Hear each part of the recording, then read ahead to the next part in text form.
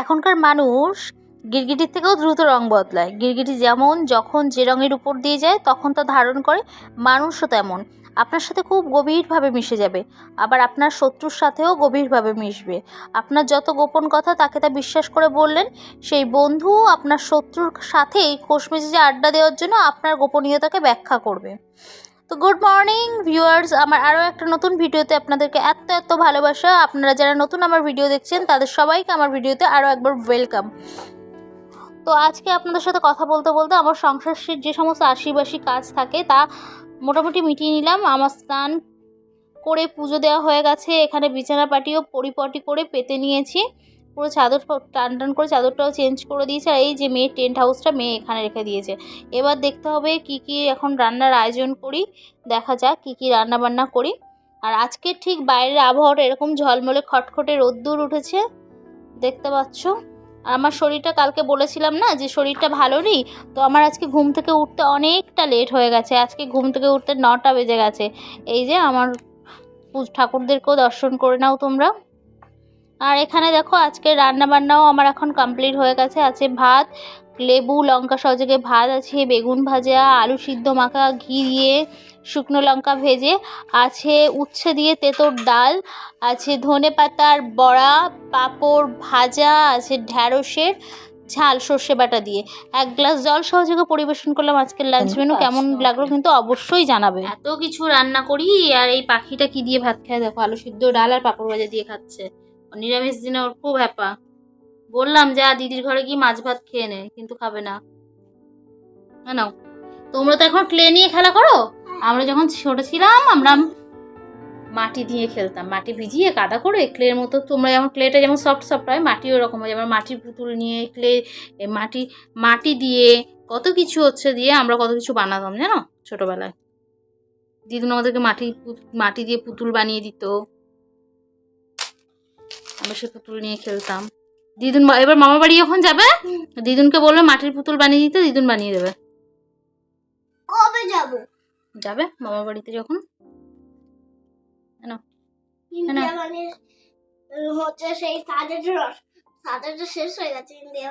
আচ্ছা, ইন্ডিয়া বানিয়ে সাদাটা শেষ হয়ে গেছে। একটা পুরো স্টিক পুরো ওখানে দেয়ালে আটকে দিয়েছিস, কইছে দেয়ালে ওটা আছে। আচ্ছা দেখা যাচ্ছে ইন্ডিয়া বানানো আছে, দেখা যাচ্ছে। চলো বস বস বস বস বস বস। ঠিক আছে, আমি মামকে খাইয়ে নিয়ে মামের আবার হোমওয়ার্ক করাতে হবে। তারপর তোমাদের সাথে পরে কথা বলছি বন্ধুরা। বাই করে দাও সবাইকে।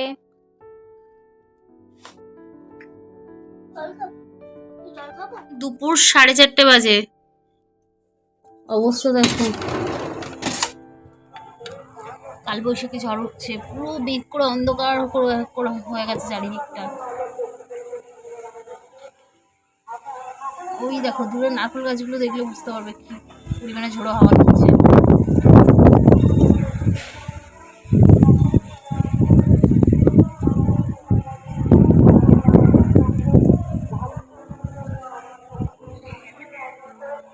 এইরকম পুরো কালো হয়ে মেঘ করেছে।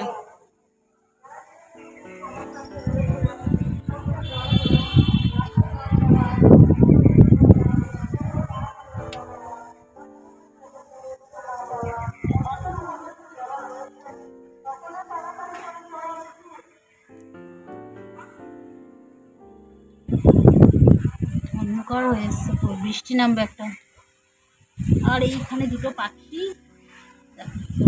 এই সামনের বাড়ির ছাদে দুটো শালিক পাখি দেখছো কি সুন্দর।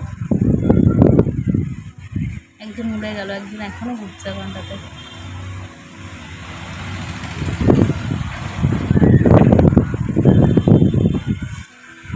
এরকম উল্টো আজকে এই দিকটাতে ঘুরছে কালকে। দারুণ লাগছে কিন্তু।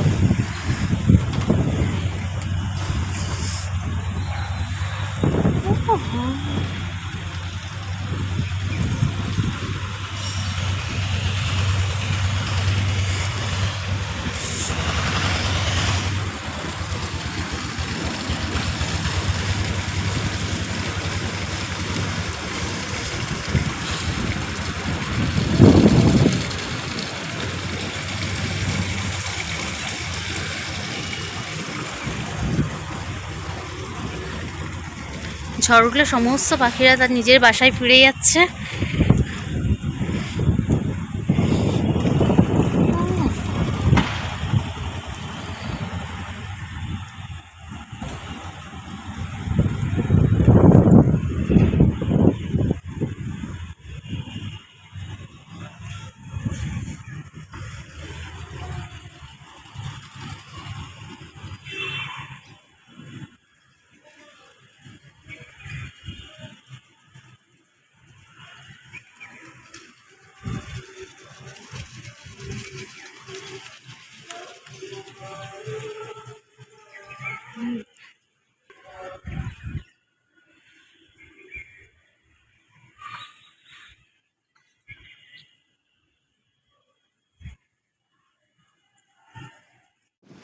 মামা বাইরে তাহলে বাইরে জামা পড়ছিল নাকি? না না,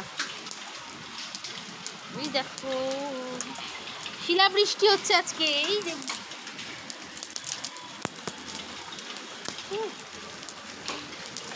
আরে পড়ছে, কত বড় বড় পড়ছে। অনেক কত গায়ে পড়ছে লাগবে। দেখুন এটা কত বড় পড়েছে, ধামা ধাম পড়ছে। কেউ বাইরে থাকলে তার মাথা মাথা ফেটে যাবে। আমি বলছিলাম ঝপঝপ করে পড়ছে, তুই বলছিস কি পড়ছে, কি আওয়াজ হচ্ছে? ভেতরে রুম করো। এই দেখো, দেখছো কি বড় বড় পড়ছে, দেখো।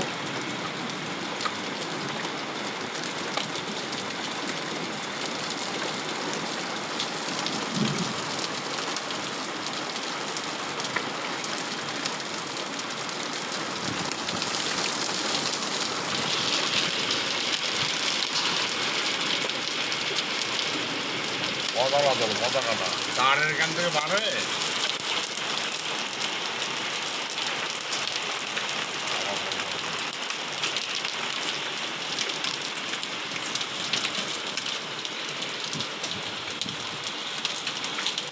আমরা সবাই জানি সাধারণত চৈত্র বৈশাখ জ্যৈষ্ঠ মাসে বিকালের দিকে কালবৈশাখী ঝড় ওঠে, কিন্তু এরকম শিলাবৃষ্টি আমি এখন এই প্রথম দেখলাম আজকে এবছর। গত 2-3 দিন আগে ফেসবুকের মাধ্যমে বা জানতে পেরেছিলাম যে কিছু কিছু জায়গায় ভীষণ পরিমাণে শিলাবৃষ্টি হয়েছে। ভীষণ, আমরা ফেসবুকে ছবি দেখেছি শিলাবৃষ্টিতে পুরো সাদা হয়ে গেছে। তো আজকে আমরা সচক্ষে দেখা, এই যে এখন পড়ছে বড় বড় শিলাবৃষ্টি হচ্ছে, এখানে বড় বড় টুকরো পড়ছে এগুলো।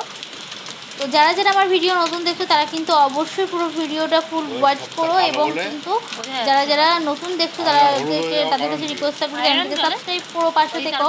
আর সবাইকে বলবো সুস্থ থেকো, ভালো থেকো, দেখা হচ্ছে নতুন ভিডিও, ততক্ষণের জন্য টাটা, বাই।